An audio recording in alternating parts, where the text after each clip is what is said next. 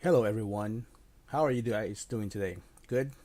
Are you guys done with your Christmas slash holiday shopping? If not, well, you still got some time, so don't worry about it.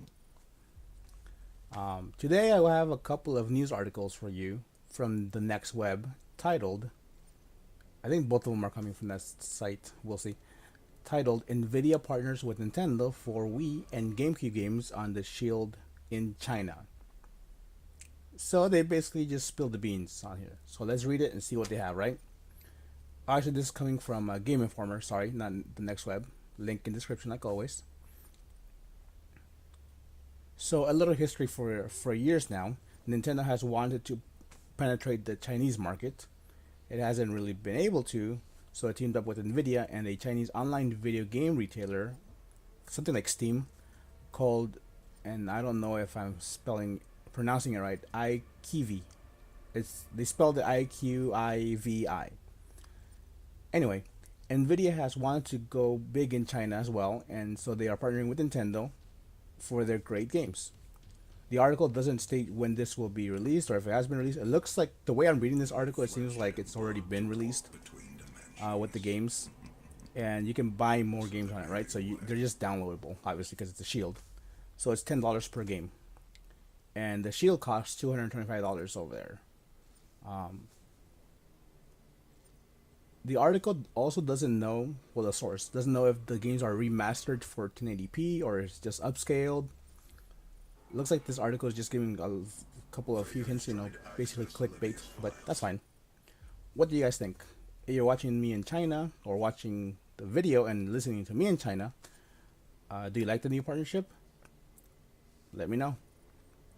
And if you travel to China and back and forth a lot, let me know if you guys are willing to pick one of those up. I mean, damn, get a Shield over there, get the games, and then bring them over here and then just play them.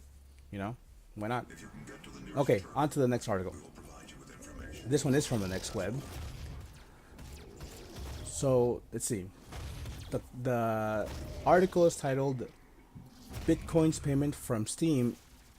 Oh no, removing Bitcoin's payments from Steam is a smart move by Valve. And if you don't know what Bitcoin or what Valve or what Steam is, then what are you doing listening to me? But I'm just kidding. I'll go into detail after the fact. So at the end of the video, I will explain just a little bit. So Steam, after a year of accepting Bitcoin as payment, has stopped this. For now, it's not permanent for now. It simply stated that they chose to do this because of its high fees and high volatility. Yeah, okay, that's just PR speak for it. It's too freaking expensive, and the exchange rates change too much, too often, basically, that's what it's saying. So no consistency, right? Imagine if you were getting paid at work, and then one day 1 week or two, whenever you get paid, a paycheck is like $1,000, right? And you can buy a lot of good stuff for that. And then next paycheck is it's still $1,000, but then the price, the value goes up and down so much that you can only buy like a tenth of it. That's not very stable, right? So they give a clear example. The value changes so quickly that a customer may transfer Bitcoins to his wallet, and by the time he's done deciding what he wants to get, which is like maybe a couple minutes, right? Maybe like less than 15 minutes, before he decides or she decides what to get, the value may have changed, and he either A or she, A, needs to cancel and get the money back, or B, transfer more Bitcoin. And in both cases, they have to pay a fee to move that money around. So yeah, I can see why that would be annoying. The article ends with saying that there are 135,000 unprocessed transactions as of time of writing, and finalizing the payments may take a while, and that's through Bitcoin. Okay, so that's vague. They just throw out a big number out there, and I don't really know what that means because I don't know how fast the Bitcoin blockchain is. I've never mined Bitcoin. But I do know that when you pay with the bank, with the credit card, it might take like 4 days for the stupid payment to go through. So I don't see what the problem is. I'm pretty sure Bitcoin's faster than that. So I mean, and keep in mind, there's millions of computers all over the world that are, literally hashing this thing out. So what do you guys think about that? Do you even use Bitcoin to buy stuff? Do you care? Do you mine? And by mine, I mean like, do you mine Bitcoin or other cryptocurrencies? All right.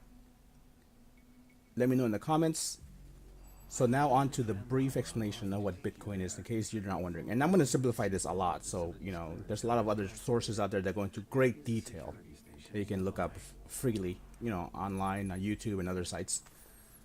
So Bitcoin is the most popular form of cryptocurrency. The second most popular is called Ethereum. Okay. And what is cryptocurrency?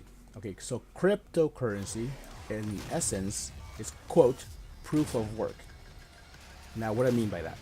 So much like your timesheet at work is, let's say you have a timesheet, write it down, or you clock in and clock out, whatever, and it says, okay, you worked here for 4 hours, and then you took a break, and then you took work for another 4 hours, right? That is proof of work, right? Your employer is now legally obligated to pay you for that. So it is proof that you worked for 8 hours a day or whatever, and then it's worth whatever you get paid, right? But whereas in your timesheet and at work, that piece of paper actually holds no real value. You have to go in, exchange it for real money, right? Paycheck or whatever. Cryptocurrency, which is the actual proof, can be used as money online. So how is this proof of work? Okay, well, basically a huge network of many computers are giving a math problem, and whichever one finds the solution first, or group of computers that get the solution first, gets a proof of work, and in the form of cryptocurrency, which is Bitcoin. Yes, I know I oversimplified this, but if you are interested, like I said, go on other sites, go on YouTube. There's a bunch of people mining. They'll even go into specifics of the math if you're interested, if you're able to understand that. If you're into building gaming rigs and you want to use it for mining, which you can. And mining is just a process of which you are participating actively in resolving the problem that may give you some money in return, or Bitcoin, right? All right, so that's it for today. Thanks for watching, and I will catch you on my next one. Bye.